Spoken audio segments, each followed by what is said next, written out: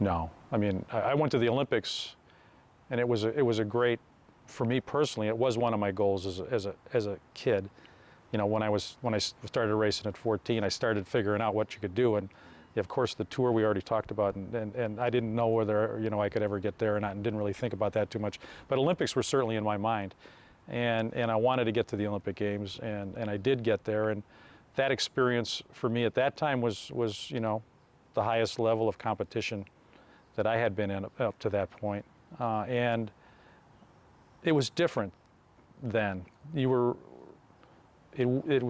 really amateur racers, not just cyclists, but almost everybody there was an amateur, in the true sense of that word, except for you know, a few really high-profile people. You know, everybody was, you know, trying to make. Everybody had a job to make money, you know, in the off season, and that's how you subsidize your careers. But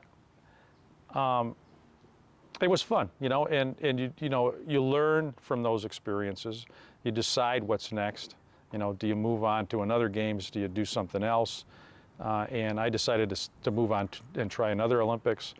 That was my choice at that time, and it was a good choice because I needed to get the racing experience in my head.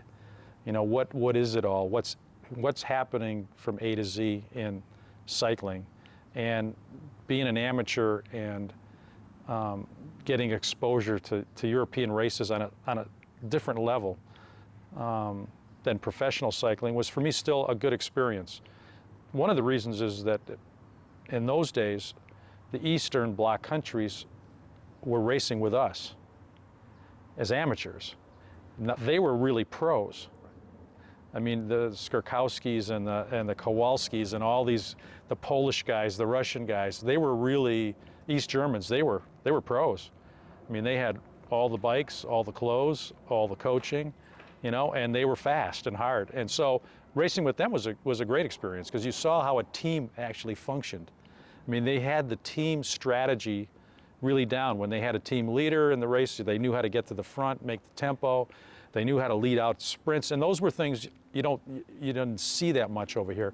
We had little teams and people raced in this and that, but you have to go to Europe to see how that really works. And I think we saw it, myself and other people in my era, you know, saw those Eastern Bloc countries really put it together in those kind of races that we did with them, and it was a great experience and something that I used, I think, for my education purposes.